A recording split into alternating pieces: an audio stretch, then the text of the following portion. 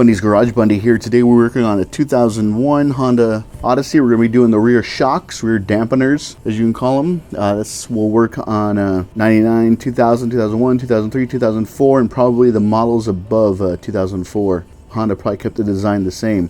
So first thing you want to do is go ahead and loosen up all these lug nuts, 19mm lug nuts. If you have air tools, cool, but you can do it with hand tools as well. Right back here is a lift point. Right here, if you guys can see that. There's a lift point right here, and that's the only place you want to use the jack to lift this up. But before you lift it up, go ahead and loosen up the lug nuts.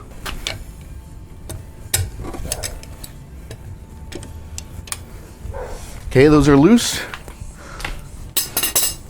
And we'll go ahead and jack up the van on the lift point back here. You're also going to need a jack stand for this as well. I'm just going to do one side because the other side will be exactly the same.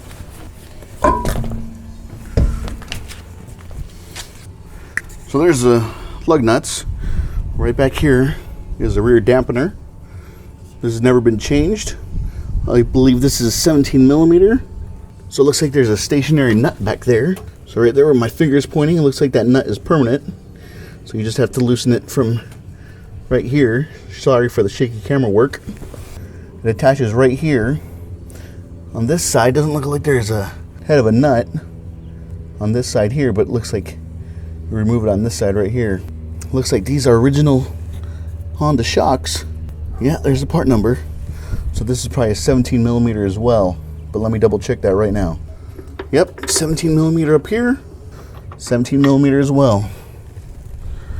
So let's break this one open. So let's get this nut open, this bolt. This is a bolt up here, a nut down at the bottom.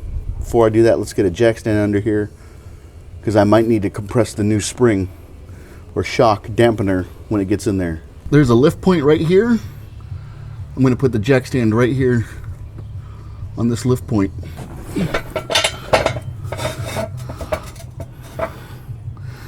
Alright, now lower it back down onto the jack stand. Lower it down as slowly as you can. Okay, it's resting on the jack stand. So right here, there's a bolt. So let's try to get that loose. So I live in Southern California, so there's not a whole lot of rust here.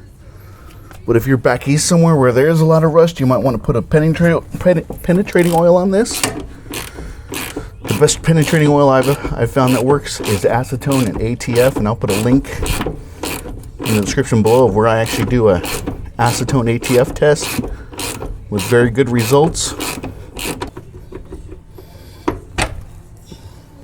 So there's the bolt. Looks like a bullet right there on the top. So as you can see, there's the bolt right here. Here's the nut. There's no head on this bolt, so we're just going to take this nut off and go from there.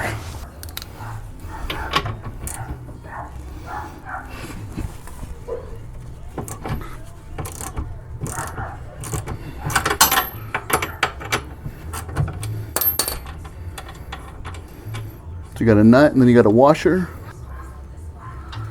There's the nut. Here's the washer. It's kind of concaved. So this part went towards the shock. This part is facing the nut. I don't think this comes out. I think it's actually stuck in there. So we gotta pry this. We gotta pry the end of the bottom of the shock that way out. So you can see I'm just compressing it with my hand.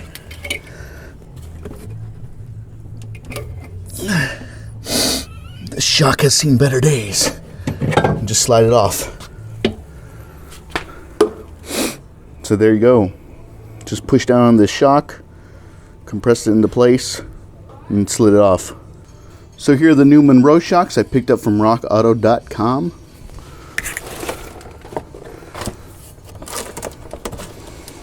Monroe part number 33274. So this will be your up, this will be your down. If I could compress this thing. So I'm just compressing it with my hand first. Then I'll slide it onto the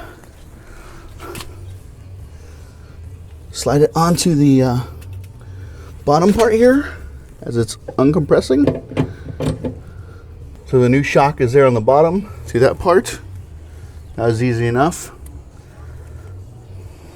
The shock is fully extended. The dampener is fully extended on top, but it's not far enough to reach. So I actually need to take, if you have two jacks, that'd be great. But if you only have one, you can use a jack stand like I did there to support the vehicle, and then use the jack stand that you use to prop up the vehicle to come underneath here, push this up a little bit, and get the shock in place there. Bringing the second jack in. So as I raise the bottom of the drum, brake drum, the shock will actually go into place. You can see it right there. Right into place. Then I can start this by hand. So you tighten this one down, you bring your nut back in right there. You lower the suspension, put your wheel back on, lower down this jack, torque these down to 80 foot-pounds in a star pattern, 1, 2, 3, 4, 5, and you're good to go. Like I said, the other side is exactly the same, so I won't bore you with that. But that's how you change the rear shocks on a Honda Odyssey. If you found any of my videos helpful, please consider subscribing to Bundys Garage on YouTube. Questions, comments, concerns, you can always reach out to me at bundysgarage@gmail.com.